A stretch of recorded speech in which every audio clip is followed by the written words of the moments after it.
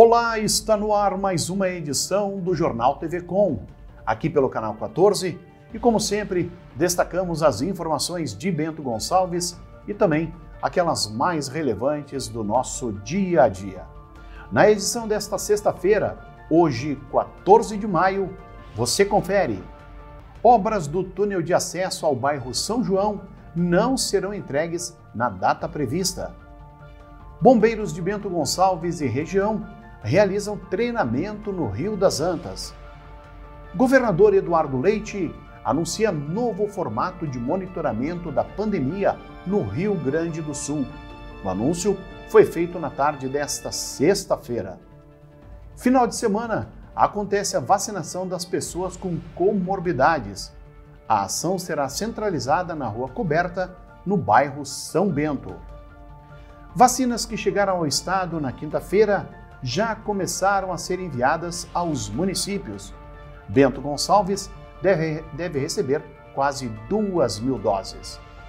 Jovem de 22 anos é preso com mais de 2 quilos de maconha no bairro São Roque. Destaques do jornal TV Com, que inicia agora.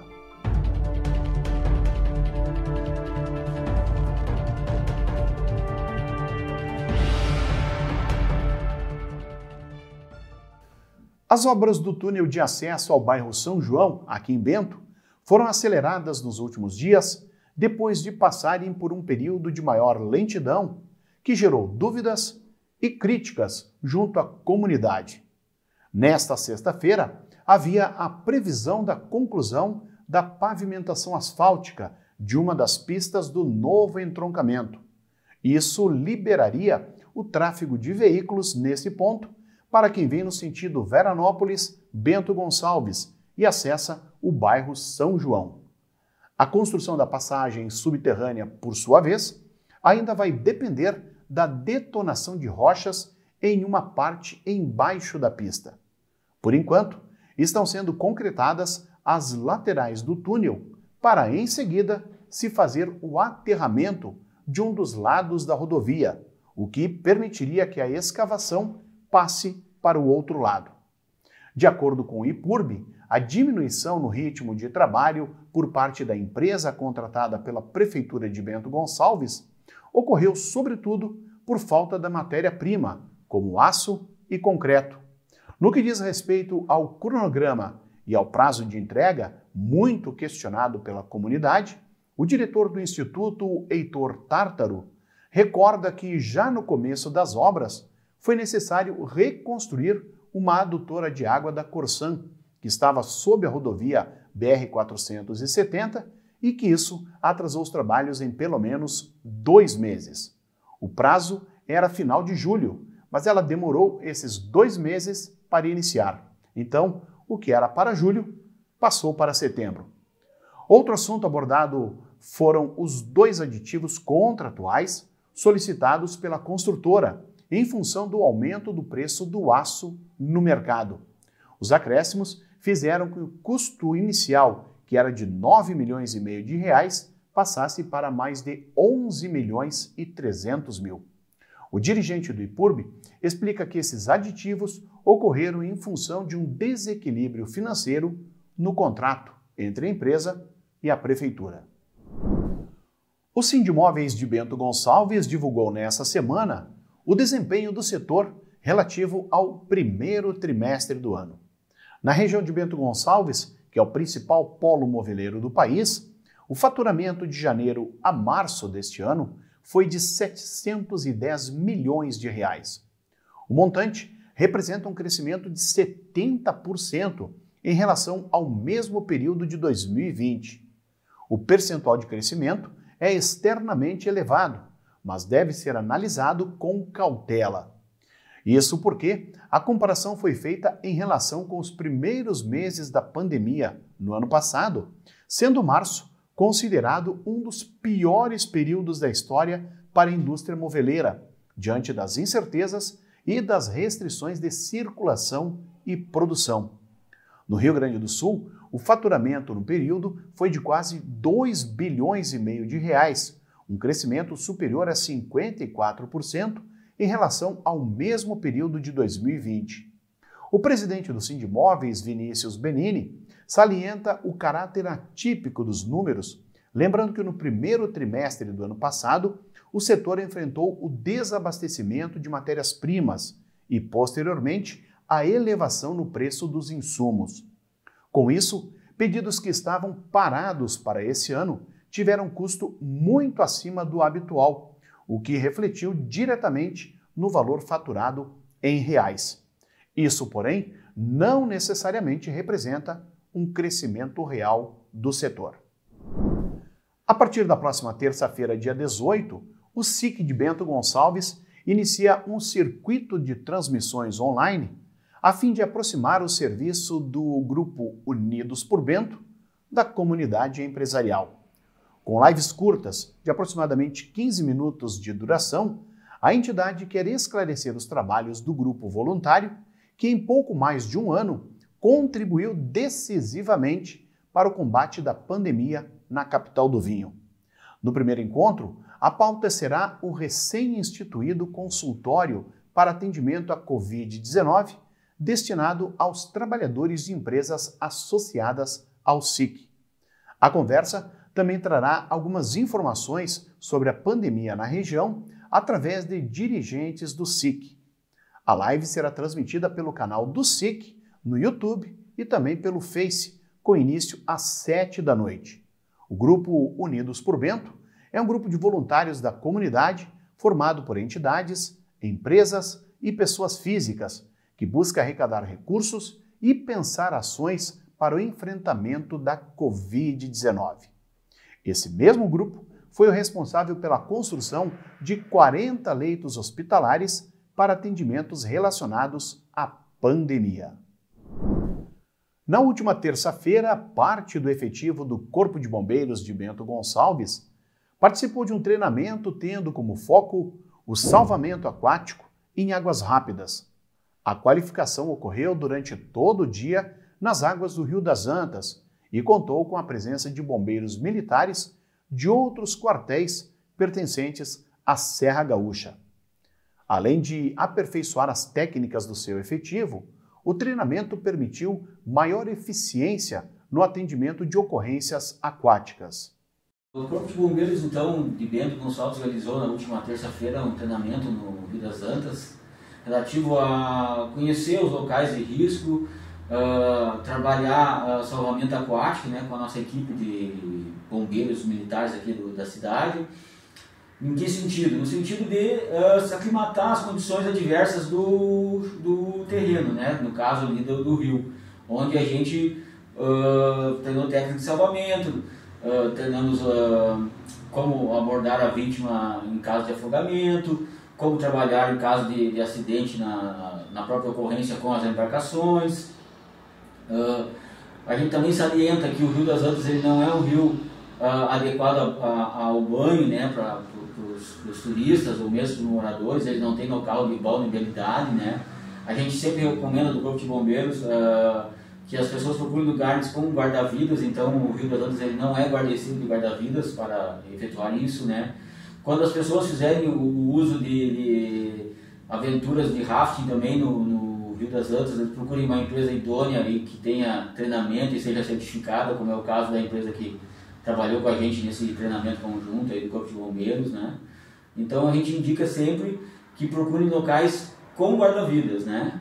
E se forem, então, resolver mesmo assim adentrar no rio sem guarda-vidas, que tomem as medidas de segurança cabíveis, quais sejam: tenha uma boia próxima, tenha um cabo para poder fazer esse lançamento, nunca abordem uma vítima. Sempre que forem fazer aventuras, tanto na mata ou no rio, deixem alguém informado o horário que eu fui, o horário que eu vou voltar, o local, quantas pessoas, um telefone de contato em terra, né? Não façam o uso de toda o pessoal que for fazer essa aventura, que ele vá todo mundo ao mesmo local, fique alguém ali pelo menos perto dos carros, perto do local de acampamento, para poder acionar caso um socorro, caso aconteça alguma eventualidade no local lá do passeio, né? E sempre 193, em situação de emergência, ligue para os bombeiros. Os profissionais envolvidos estão lotados em diferentes municípios, tendo em comum o fato do Rio das Antas se fazer presente nessas localidades e ser um local com grande número de ocorrências durante os dias quentes do verão. A substituição do atual modelo de distanciamento controlado para o novo sistema estadual de gestão da pandemia foi apresentado pelo governador Eduardo Leite na tarde desta sexta-feira. No novo modelo, segundo o Palácio Piratini, os prefeitos terão maior poder de decisão, ficando o governo do estado com a incumbência de emitir alertas sobre indicadores e recomendar medidas. Os 3 As estão aqui, né? O aviso, o alerta e a ação. O primeiro, o aviso, quando se detecta uma tendência, o grupo de trabalho saúde, que está dentro do nosso comitê de dados, ele emite um aviso para o respectivo comitê técnico regional. 21 regiões, eles têm os seus comitês regionais e serão avisados quando houver uma tendência que se observa naquela região. Quando detecta outras situações, como reduzido ritmo de vacinação ou registro instável de dados, o GT Saúde também vai emitir um aviso. Quando recebe um aviso, a região deverá redobrar a sua atenção para o quadro da pandemia, sendo opcional adotar novas medidas. Então, o aviso, ele é uma forma de chamar a atenção para algumas informações, Nós vamos obter boletins diariamente, atualizando os dados de cada uma das regiões, e diante de uma situação que se observe de alguma tendência de estabilização de um indicador, de crescimento de outro, pode surgir ali uma primeira chamada de atenção a partir de um aviso. Mas não vai gerar obrigação para a região de responder, e nenhuma obrigação de... Cansou de falar para o guri, que o guri não obedece? Alteração do protocolo. Manter os microfones no mudo, por gentileza. Então, não vai gerar obrigações de resposta, mas nem de troca de protocolos, gera aí uma chamada de atenção. Quando há um alerta, é quando há uma detecção de uma tendência grave, e o GT Saúde informa simultaneamente o gabinete de crise e a região sobre a orientação para a emissão de um alerta. Então, fica a região alertada e o gabinete de crise decide, então, se ele emite esse alerta oficialmente, se ele formaliza essa emissão de alerta para a região ter que responder oficialmente ou não o gabinete de crise. A região segue em monitoramento até a próxima reunião do GT Saúde, ou seja, quando é emitido o alerta, vai ser lá no mapa do estado, vai estar, a região está sob alerta, Mas quem vai decidir se vai mudar ou não protocolos em nível regional é o comitê regional. Se o gabinete de crise emite o alerta, então parte-se para a necessidade de uma ação. Aí que vai ser a necessidade, emitido o alerta, a região terá 48 horas para responder sobre o quadro regional da pandemia e apresentar um plano de ação a ser adotado. Então, vai intensificar a fiscalização. E essas situações se devem a tais eventos que aconteceram, enfim, a região vai ter que responder, enfim, o que ela vai tomar de providência em função dessa tendência grave, que emitiu um alerta, quais são as suas ações. Se o gabinete de crise considerar adequada a resposta da região, a proposta é imediatamente aplicada e é divulgada no site do município.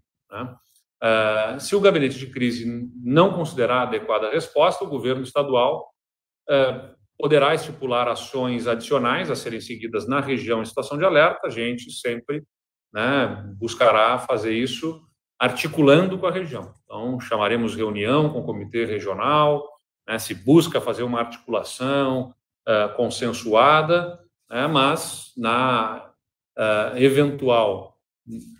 no eventual não entendimento, o Estado pode tomar providências com uma intervenção localizada em função de algum quadro considerado mais grave. Eu tenho confiança, né, essa intervenção não se fará necessária.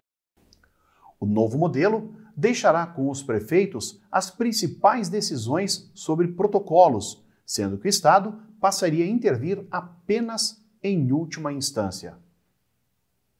Jornal TV Com faz um breve intervalo, nós já voltamos com mais informações.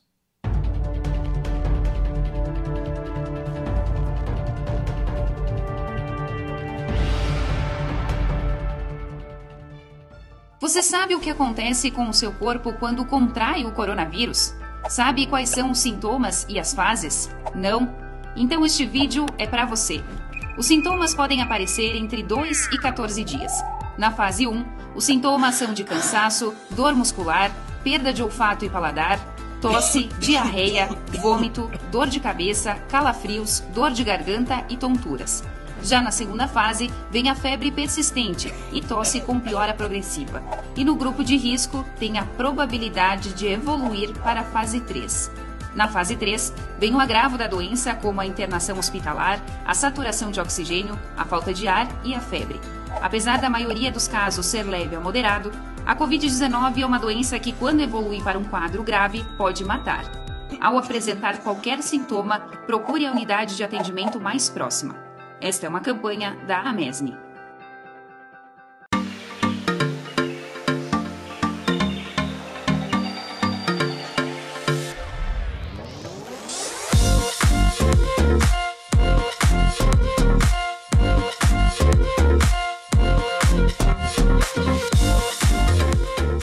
O que acontece com o mundo do vinho? A gente fala de mundo do vinho e nos remetemos a tempos antigos, tempos passados, né? Remontando uma história maravilhosa. E dentro desse mundo do vinho a gente tem a geografia, a história, a religião. E o que nós queremos trazer com isso é essa prática da experiência. E através do enoturismo a gente consegue sim transferir essa mensagem do mundo do vinho em todos os lugares. Então nos acompanhem que estamos só começando.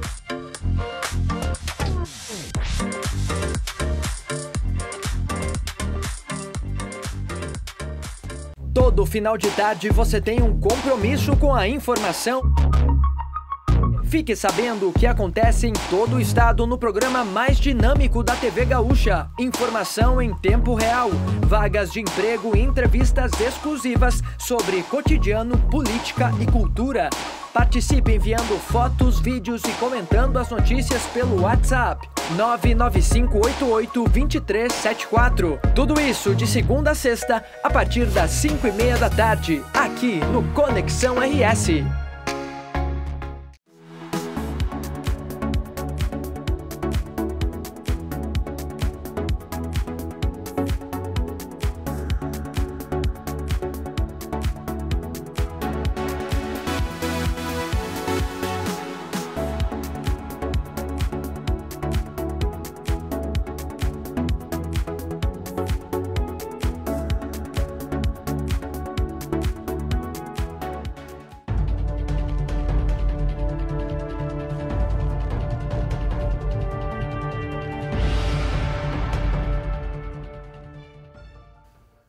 A frente fria que age sobre o estado desde o início da semana parece ter gostado dos gaúchos e ainda não tem previsão para ir embora.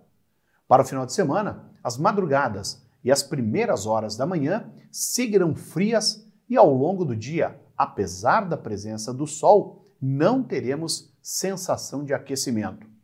Apesar do aumento da nebulosidade, a chuva não vai se fazer presente no Rio Grande do Sul. A atuação de um sistema de alta pressão em alto mar vai inibir a formação de nuvens carregadas por todo o sul do Brasil. O ar frio e seco vai ganhar força na região e o amanhecer vai ser frio nos 3 estados.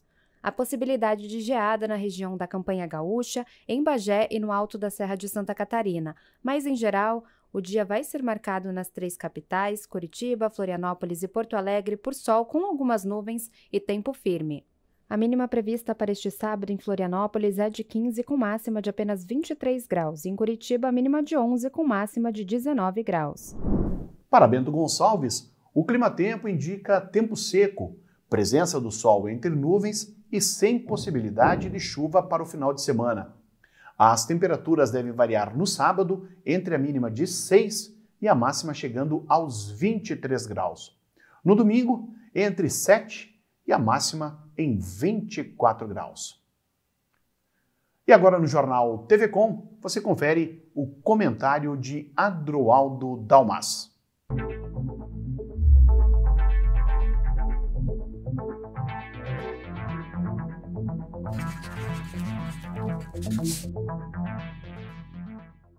Olá, nesta semana foi inaugurado no Hospital Tacchini o Banco do Leite Materno. Agora o hospital conta com uma estrutura especializada, equipada, para receber as doações de leite materno por parte daquelas mulheres que têm leite materno excedente e que poderão assim contribuir para a melhoria das condições de alimentação, de recuperação, de desenvolvimento da vida das crianças que estão ou estarão no Hospital Tacchini, na UTI neonatal. Uma importante conquista, não para o hospital, mas para Bento Gonçalves. Todos nós sabemos da importância e da necessidade do leite materno para a formação da imunidade das crianças, da melhoria das suas condições de alimentação e de desenvolvimento física e imunológica.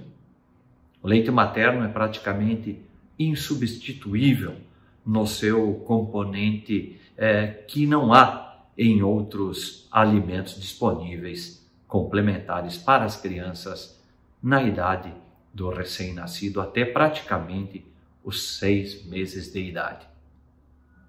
Muito bem, faço esse comentário não só para enaltecer a conquista, mas sobretudo para homenagear as pessoas que estiveram intimamente envolvidas, diretamente envolvidas com essa conquista. Porque quando as pessoas fazem o bem, despreendidas, sem interesses pessoais, sem interesses outros, elas devem ser homenageadas pela comunidade. E estou me referindo aqui a todos os integrantes do Rotary Club Bento Gonçalves. Todos sabemos que há diversos Rotarys, este clube de serviço em Bento Gonçalves, este clube de serviço de caráter internacional, e que aqui em Bento Gonçalves está tão bem representado, com tantas lideranças e tantas pessoas que estão diuturnamente tentando implantar, fazer verdadeira a sua mensagem, a mensagem desse clube de serviço, que é fazer o bem sem pensar em quem e sem ver a quem. Portanto, eu quero aqui parabenizar os integrantes do Rotary Club Bento Gonçalves, indistintamente, pela sua disposição, porque foram eles que angariaram os recursos para fazer a doação de todo o equipamento necessário para que esse banco de aleitamento materno fosse possível se tornar uma realidade. Meus parabéns. A comunidade comemora e, sobretudo, as crianças que estão e estarão um dia necessitadas lá na UTI neonatal agradecerão eternamente. Quanto mais seus pais. E aproveitando, fica aqui um apelo para você que é mãe, que tem excedente de leite materno, procure o Hospital Tacchini. Você receberá as orientações, você receberá o material adequado, necessário para fazer o recolhimento, que aliás, depois da primeira vez, segundo as orientações que foram recebidas e repassadas, podem ser feitas inclusive na sua própria casa. Você, mãe, que não tem um problema com o seu filho, mas tem excedente de leite, contribua. Faça que nem o Rotary. Faça o bem sem pensar e ver a quem. Pensem nisso e fiquem com Deus.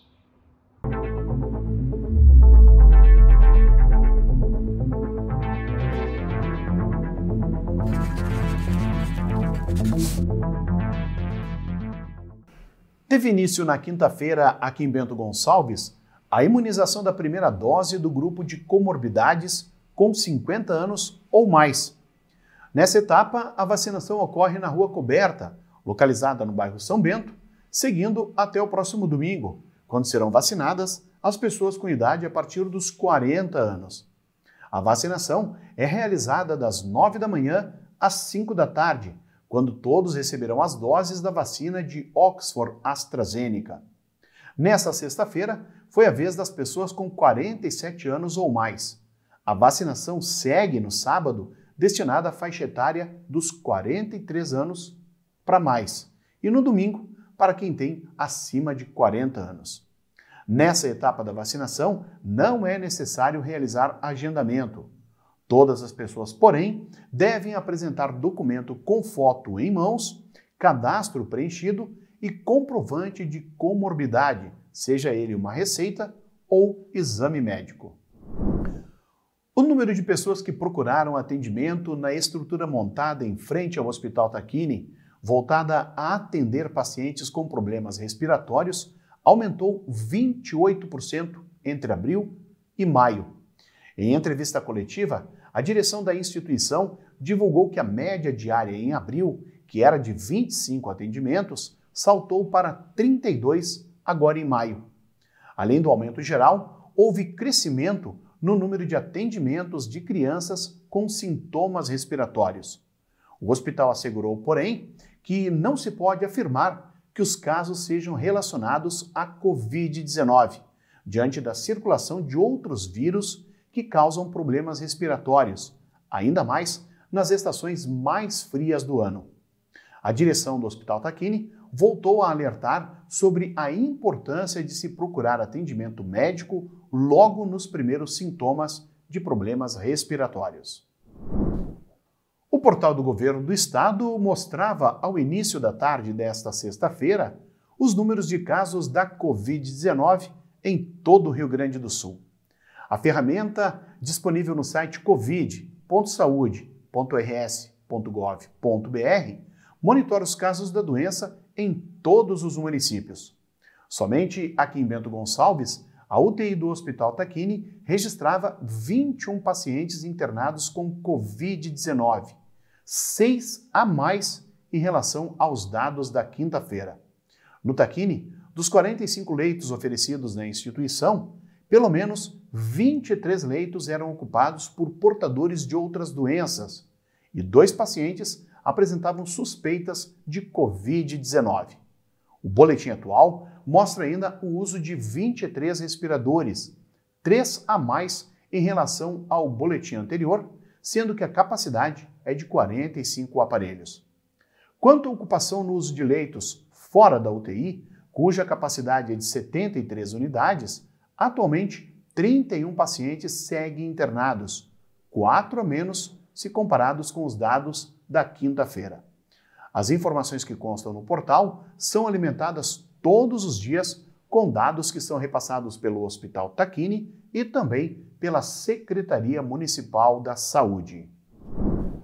As vacinas Coronavac, que chegaram na noite da quinta-feira ao Rio Grande do Sul, já começaram a ser distribuídas a todas as 18 coordenadorias de saúde ao longo desta sexta-feira. São 127 mil doses destinadas à segunda aplicação de quem já recebeu a primeira há 28 dias ou mais. Também serão distribuídas 135 mil vacinas AstraZeneca, todas para a segunda aplicação de pessoas vacinadas com a remessa recebida em 24 de fevereiro, levando em consideração os 3 meses de intervalo entre as doses do imunizante deste laboratório. O lote da AstraZeneca, formado por 237.250 doses, ficará reservado na Central Estadual de Armazenamento e Distribuição de Imunobiológicos, em Porto Alegre, até a posterior distribuição e também será utilizado para a segunda dose. Para Bento Gonçalves, foram destinadas 1.980 doses, sendo 1.650 da Oxford AstraZeneca. Em relação à Coronavac, ficarão faltando ainda 220 mil doses para completar a segunda aplicação de todos os gaúchos que já receberam uma dose do imunizante deste laboratório. A Agência Nacional de Vigilância Sanitária, a Anvisa, aprovou na quinta-feira o pedido de uso emergencial em caráter experimental da associação de 2 anticorpos para o tratamento da Covid-19. Um estudo clínico apontou a redução de 70% nas hospitalizações depois do uso desse medicamento. É o terceiro remédio contra o coronavírus aprovado pela agência. Mais informações a gente confere agora na reportagem.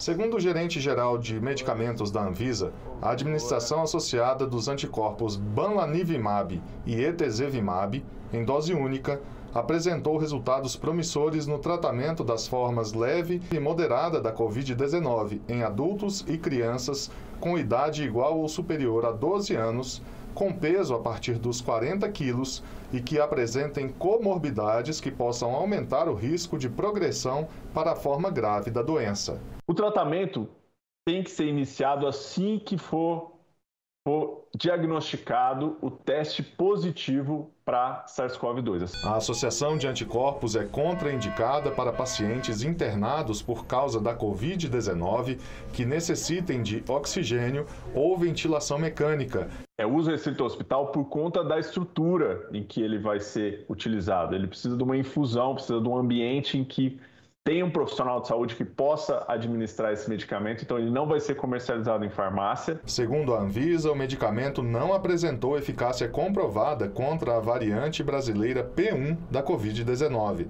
Mesmo assim, é mais uma ferramenta para combater a doença e reduzir o número de internações nos hospitais de todo o país.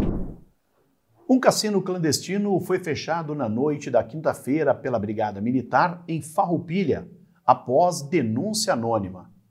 A ação ocorreu durante o patrulhamento ostensivo realizado pelo efetivo do 36º Batalhão da Brigada Militar. O aviso aos policiais informava a existência da jogatina que ocorria no porão de uma lancheria na Rua Tiradentes, na área central daquele município. Os policiais militares aguardaram o momento em que o portão do local foi aberto para dar início à ação. No interior do prédio, foram localizados mais de 20 máquinas de jogos de azar. Houve ainda a apreensão de 24 placas-mãe, 21 máquinas de contar cédulas, discos rígidos, 7 pendrives, uma máquina de cartão de crédito bancário, anotações referentes aos jogos e cartelas de bingo. Mais de R$ 4.400 em dinheiro também foram recolhidos. Uma mulher de 45 anos afirmou ser proprietária das máquinas e responsável pelo estabelecimento. Ela foi então presa e conduzida para a Delegacia de Polícia Civil. Um rapaz de 22 anos foi preso na noite da quinta-feira pela equipe da Força Tática da Brigada Militar, acusado de tráfico de drogas. O fato foi registrado no bairro São Roque, onde os policiais militares realizavam ações de patrulhamento. Ao abordarem o jovem, que estava em atitudes suspeitas, os policiais militares encontraram com o mesmo pelo menos 5 tijolos de maconha, pesando aproximadamente 2,3 kg. Diante do fato, o suspeito foi preso e encaminhado à Delegacia de Polícia de Pronto Atendimento para o registro da ocorrência e demais procedimentos legais. Estas, então, as informações do nosso jornal TV Com desta sexta-feira, hoje, 14 de maio. O nosso programa tem reprises amanhã, às 7 horas e também ao meio-dia. Você, baixando o aplicativo Conecta TV Com, pode conferir a nossa programação em qualquer smartphone. É válido para Android e também iOS. Boa noite!